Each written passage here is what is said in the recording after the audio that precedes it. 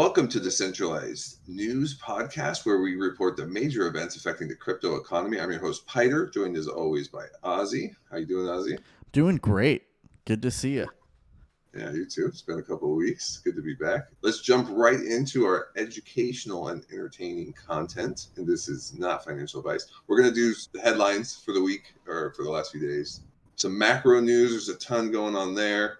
A speed run as always. And we're going to try out a new Pump Our Bag section. We're going to talk about what we're investing in. So it's completely biased, but maybe some alpha on some smaller projects. But let's jump right into the headlines. You want to lead us off? Yeah, we had some pretty fun news. DeFi Technologies provided a monthly corporate update, which announced a Bitcoin Treasury strategy. So DeFi Technologies has adopted Bitcoin as its primary treasury reserve asset, having bought over 110 Bitcoins to start the strategy and showing their confidence in the strength of Bitcoin.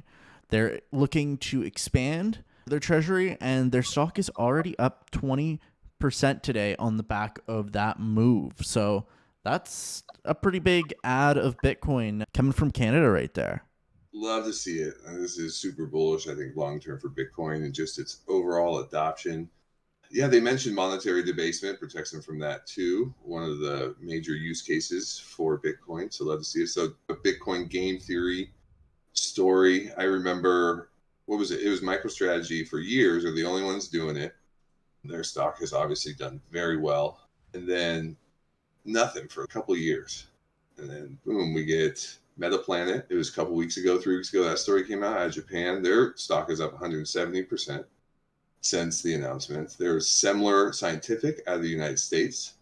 They actually had a little news blurb. They made an additional purchase of 247 Bitcoin. So continuing as their second purchase, I believe. Their stock is up 55%. So we went from nothing for a long time, then three in the last 3 weeks. There's some real momentum here, and it's been great for the stocks. So it's hard not to imagine more of this.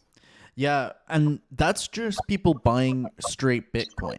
We're not even talking about companies that are buying the ETFs as their hedge rather than buying Bitcoin directly. The number of companies that are buying Bitcoin directly now is probably about 30, but there's probably at least 100 that have added Bitcoin ETFs to their treasuries in the last 3 weeks, a month or so. We're seeing a huge adoption of that on the institutional side as well. Brings up the question. We've been sitting in a market that's been sideways, even down, especially altcoins. Had a rough couple of weeks lately. But are the necessary catalysts lining up for this next bull? We've hit an early all-time high. We've been struggling to get back to it or above it. We're like 5% away this morning for Bitcoin.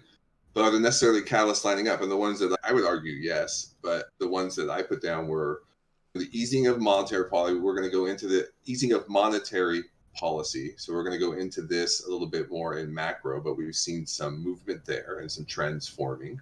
The ETFs for Bitcoin and ETH's not totally in place, but will be in place for the bull run. Make it a little easier for TradFi money to come in, like you were just mentioning, and maybe new retail in the space. And then we have a general political shift to the right a little bit. I think we saw it in the European Union and maybe the French election, what's going on over there, which is seen as positive for crypto and Bitcoin.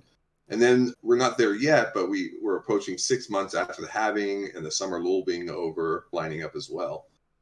Yeah, and I think a political shift to the right, it's important to note it's good just because generally right-leaning governments have looser monetary policy. So points 1 and 3 tend to go together, and generally the shift to the right has been related to inflation and people wanting to get that under control, which goes back to monetary policy and Bitcoin.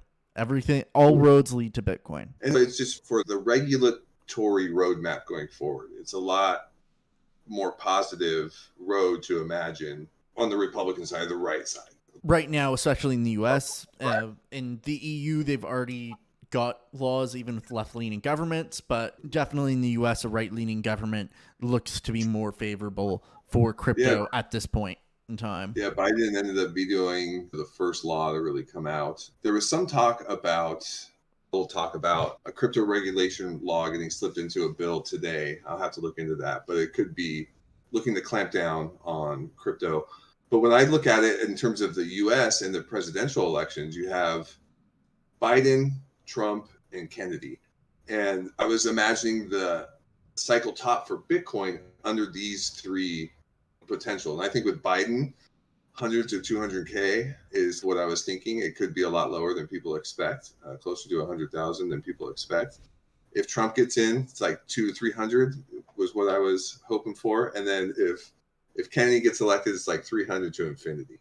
Oh, yeah. Kennedy is the wild card, the dark horse. He would definitely be pretty bullish for Bitcoin, but I think Trump is definitely looking like stronger and stronger candidate for Bitcoin, at least in his rhetoric right now and all of his talking points. So definitely with this election coming in the fall, not that many months away, we're definitely looking at something that could be really interesting for kind of maybe that second leg of this bull run, maybe a Trump election or something like that really starts triggering a second wave. You never thought you'd be rooting for Trump, did you? No, even it's amazing how things can change though, and how prominent Bitcoin and cryptos become in politics this cycle around, and how it really can change people's minds if they're a single issue voter. I think they can look over all the FUD that was there before. Yeah, the personality FUD that's there with Trump. I don't necessarily say I'm rooting for him, but in terms of who do I think is best for Bitcoin and for crypto, it's hard to argue right now between him and Biden that he is not the better choice for crypto. So that I guess that's where I stand. Yeah, good. So the other big house we talked about was the ETFs. So we got some updates with the ETH. It's not official yet. We're expecting some announcements in the next week or two here. We'll see how it plays out. But there have been updates to S1 updates, and notably from BlackRock. So there is work happening behind the scenes there. We stand ready and waiting for the big announcement. Maybe a sell the news event. Maybe it's already priced in. Not really sure. We'll see how it goes. But the other positive was last week with the Bitcoin ETF. They had 19-day streak of inflows. So it's been kind of gangbusters for them.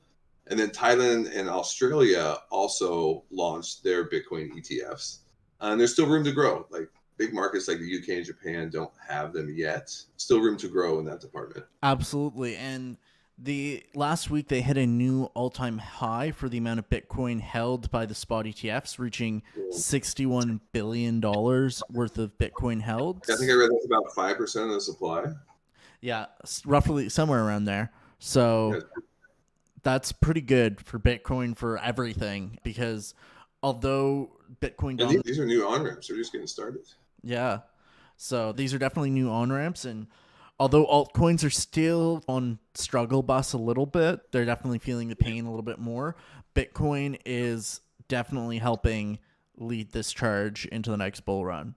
The other little story I saw about ETFs was that Hong Kong, within a year, they're going to update some of their ETFs, or maybe there'll be new ones, and allow staking for Ethereum. So there may be some attraction.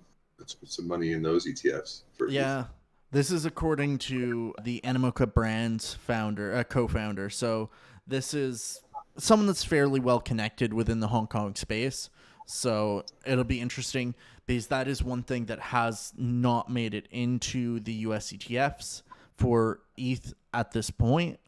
There is still potential discussion that might happen sometime in the future, but we're not nearly as clear right now.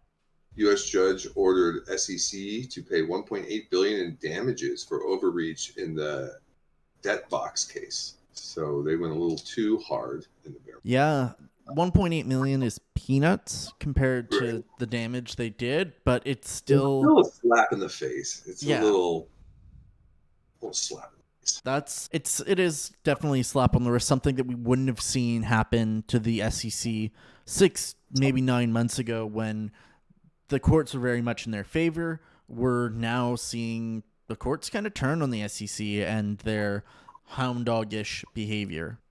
Yeah, the only thing that scares me is the government still has a chance to mess it up. So if they get stopped by judges, they're more incentivized to create laws. So I just hope the ones they create are create an industry that can still thrive and not be suffocated, particularly in the United States where I live. Yeah, it'll be interesting to see. I think the election definitely will play a huge part in how things play out, especially given how prominent the whole crypto narrative and Bitcoin have been in political circles lately.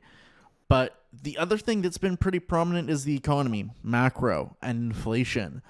Last week we had unemployment come out, and that didn't give us much clarity. We've been searching for clarity a little bit with what's the next move. In Canada, the next move was that we cut rates. We dropped the interest rates by a quarter basis point last week. The EU has also cut rates. Everyone's waiting for when this might happen in the US. Unemployment saw more jobs created than expected, which for political advantages, but we did still see an increase in the unemployment rate hitting 4%. And that's the highest it's been in 2 years. So a bit of a mixed bag, especially considering the fact that we have a huge week this week. We've got CPI, PPI, and FOMC. So we're making decisions on interest rates, and we've got inflation numbers coming out this week. This is a bit of a mess in terms of we could see a lot of things change this week. There could be a lot of volatility, that's for sure. But I'm surprised. So we have Canada and Europe cutting rates. And I think there's Switzerland a couple weeks before. I think there's one other country in Europe. But so there's a trend there, starting to cut rates. Unemployment hits 4%, which was speculated. This is a number. Once it gets to this, you might see some action. They're saying they created more jobs, but it's like, of course, they're touting numbers like that right now. But the employment rate is going up. It's the highest it's been in 2 years. So what I don't understand is the meeting is Wednesday, and 99% say no raise at all. I'm surprised it is. The market seems so sure about that. And the next meeting is still 92% no raise. And I'm a little thrown off by that. It seems like it's coming sooner rather than later. It's only 50-50 in September. It's still I'm just surprised. I feel like it's going to come sooner. Yeah, this is sooner than with this expectation. Okay, maybe not this week, but 92% no for the July 31st meeting. This is where I think the market can get surprised is, do we see July 31st end up flipping? The thing that we do have to take into consideration is the U.S. economy has been a bit stronger. Even though unemployment's ticked to 4%, the economy in the U.S. has been stronger than the EU's and Canada's up until this point.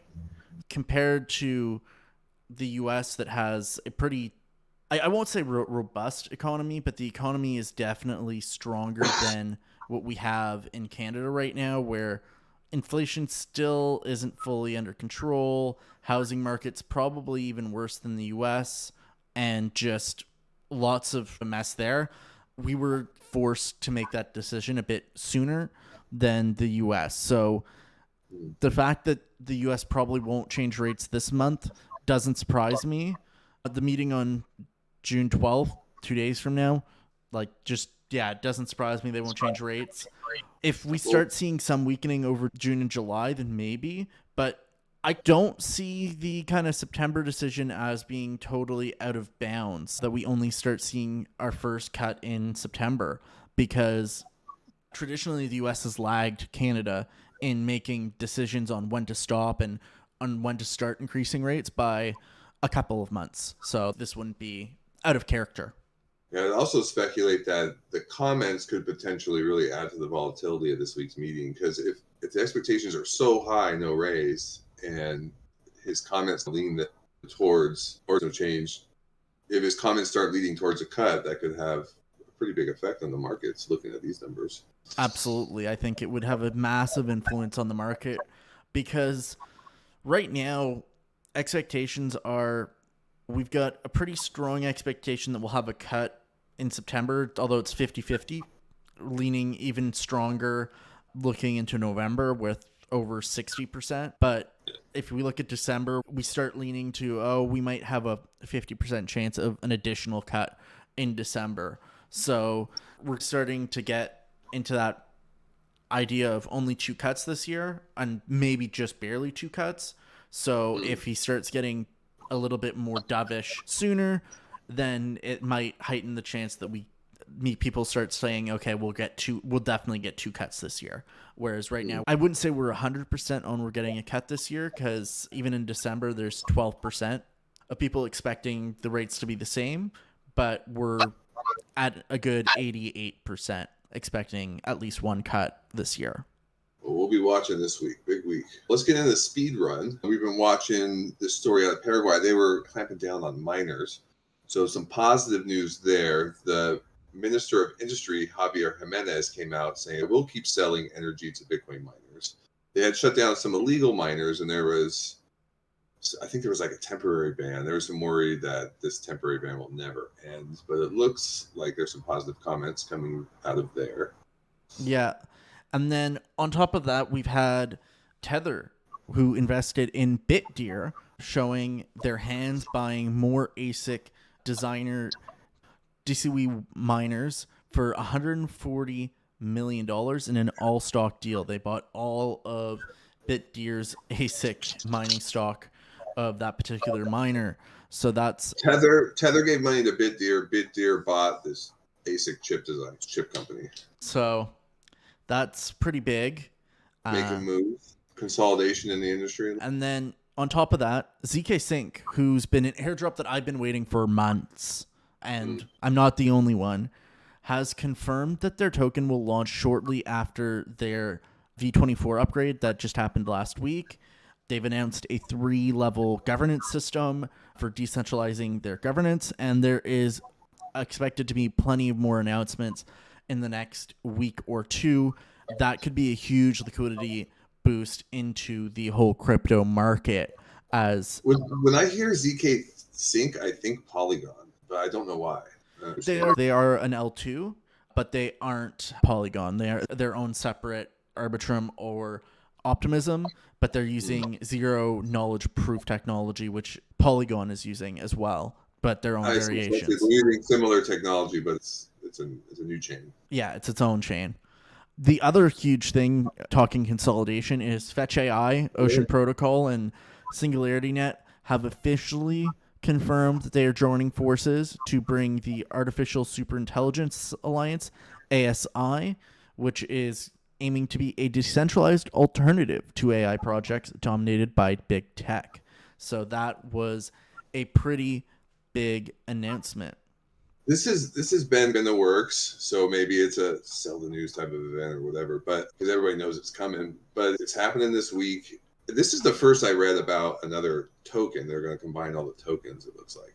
But this is now officially confirming it, so that's pretty big, as well as having Arbitrum announce they're going to allocate $215 million to try and attract gaming to their ecosystem. So the gaming ecosystem is getting like no play. It's been all like AI, real world assets have been like the lead narratives for altcoins. They're struggling, but those are the ones that seem to be doing a little better. But yeah, I think gaming's going to have its day in this run. Yeah, that's for sure. Looking at airdrops coming in June, we've got a lot. Taika did their airdrop on June 5th. Altiverse DAO also did their airdrop June 6th. ZKSYNC, some rumors are on Wednesday, Thursday. We'll see when that comes. That's not a confirmed date right now. Blast L2 is doing theirs on June 26th. IONET is apparently supposed to have their season 1 airdrop soon. Avail, we had claiming months back. We'll hopefully see an airdrop soon. Saga has taken their Vault 2 snapshot. D-Bridge, likely an airdrop soon. EtherFi, their season 2 airdrop is June 30th. Eigenlayer season 1 phase 2 distribution has happened. Their layer 0, their Sybil's list is being filtered, so there should be an airdrop before the end of the month. Rabby Wallet has announced that there's likely been a snapshot. Nostra looks like there's going to be an airdrop with 100% of their tokens circulating. And Swell has announced that they are delaying their airdrop until Swell ETH withdrawals are open, which should be soon. So quite a few airdrops coming in June. It's going to get exciting because that means a lot of liquidity entering the system.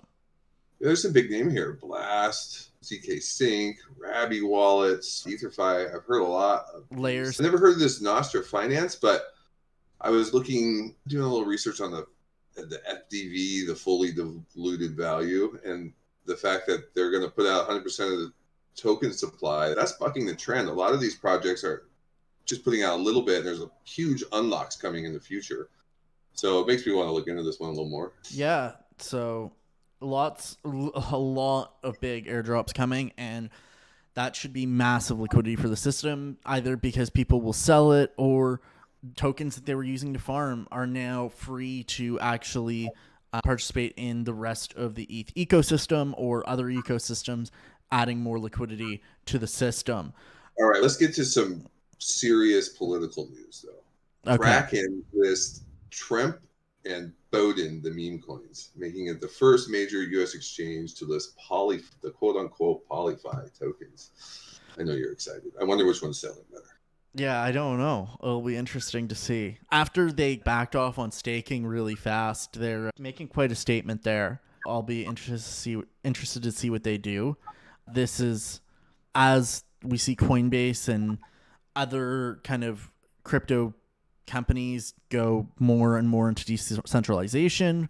Coinbase has announced that they've just launched their new smart wallet, which is supposed to help simplify their onboarding process into DeFi.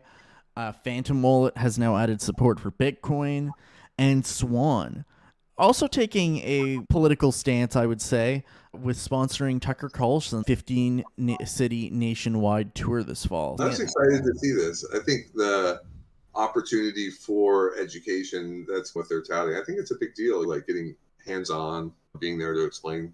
And I know Tucker Carlson's pretty positive about it. I thought this was pretty big news, actually. Might really help in the long term. It'll be interesting to see what happens there, because I think there is a lot of Tucker Carlson's controversial character. Yeah, but popular nonetheless.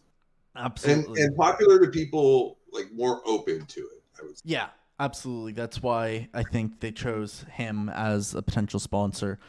Not like Swan sponsoring an event that'll get them to the most people. I don't want to call anybody out, but it would attract more people. Maybe you're going to the Mardi Gras, but everybody's drunk and they don't want to learn about Bitcoin. Yeah, that is very true. And that being said, we should get to our new segment. It's called Pump Our Bags. Really, we're not trying to shill you our bags. We're going to tell you about tokens that have gotten us interested.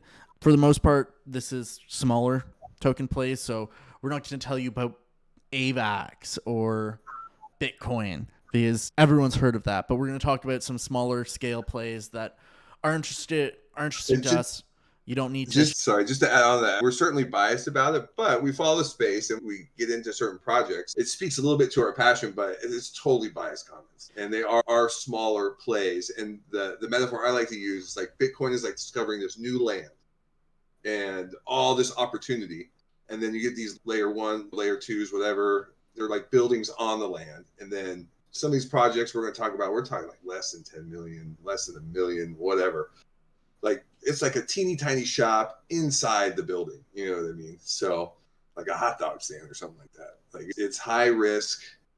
It's a small business in a new land. So it's very high risk. However, these projects are pretty cool. And like the vendors got a secret about making their hot dog or whatever it is, their hamburger, whatever it is. And they come from experience. It's not like they come out of nowhere. So anyway.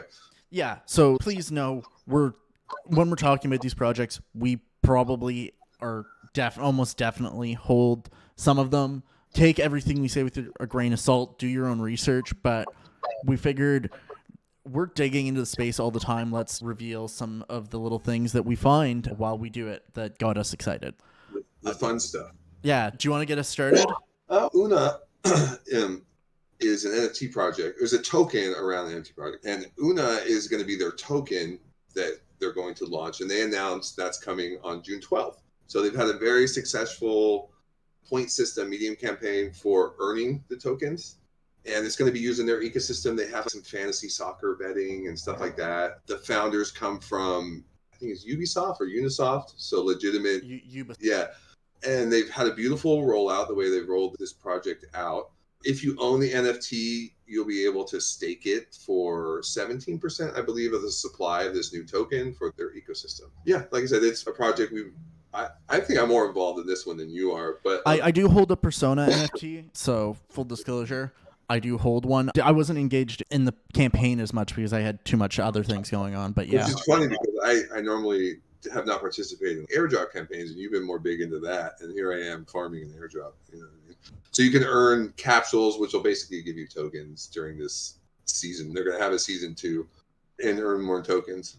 Yeah, so that's pretty big. There seems to be utility to the token. The NFT project's really cool looking. That's why I bought one. Yeah, since I watched it, it was down around like 0.18, 0.19 ETH. It's like 0.3 now. Point, yes, it dropped a little this morning, and they're very volatile markets, like super. They can move quickly one direction or the other. And NFTs have been brutal. So it's interesting to even be involved in an NFT project again. We get excited about one. Yeah, I haven't been this excited about an NFT project in a while, so this is a pretty cool one. Very excited about it. The other kind of project that we're going to talk about, and it's one that we're both involved in. It is a tiny market cap. I think it hit a new all-time high today, but I think it's trading it's trading around 2 million right now. 2 million market cap, so that's tiny. But it's GOON. They're a meme token on Polygon. Not known for their meme tokens, but that's one of the exciting things about this project is its potential as a first mover. Can it be the first or whatever? Exactly. Can it be like Brett on Based? Can it be like Q on AVAX? Could it be like Dog with Hat? And until somebody does it, it can. So it doesn't mean it will, but until someone becomes that first. So the slogan is 1 billion or death. So what they're talking about is the market cap. They want to be that first coin to get to 1 billion market. On Matic as a meme token, the whole meme is based off of the fact that people that support Polygon are called Polygoons.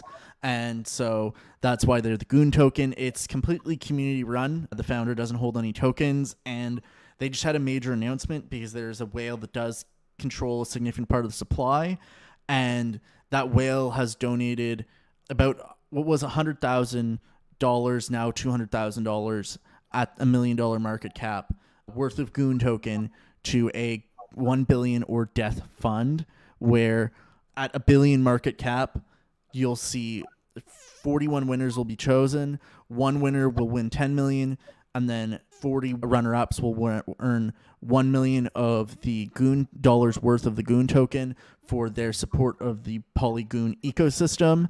And then the other half will be given to devs and teams that build on the Polygon ecosystem as a whole. So to help support that ecosystem. There's money being set aside. I believe it was $100,000 worth of GOON at $1 million market cap. Yeah. So that's already gone up. We'll see how that goes. But half of it being used to support the GOON ecosystem, and basically they're going to do, sounds like, some sort of point system where you can be a winner of supporting GOON, but then also GOON supporting just a Polygon ecosystem as a whole, which a meme coin can do to have that first meme coin. But then they're going to donate half the money for developing just on Polygon. So I think it's a cool concept. Yeah, it's really cool. There's about 550 holders right now, and their Telegram's pretty small, but because it was literally the first token on When Market to graduate, and what is When Market anyway? Sorry to call you out. It's like Pump Fun. If anyone's into, it's basically like a launch pad for meme coins. It was the first one.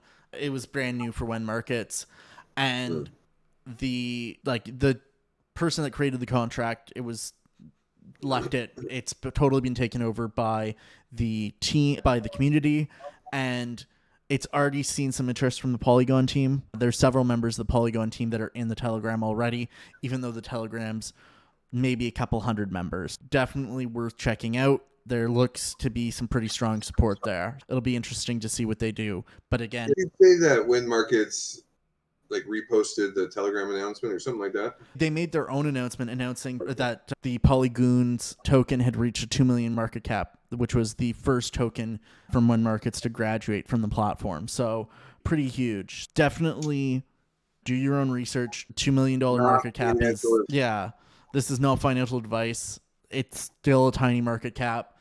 Don't throw all of your money into it. It's just small, so might be worth a chance. The community seems pretty strong behind it. It's exciting to see what happens. We would love to see you guys like and subscribe to the video. Do your own research. Remember, we're not financial advisors, and this is all educational and entertainment content. So please like, subscribe, share it with a friend, and enjoy. Thank you all for watching, and we'll see you next week. Bye, everybody.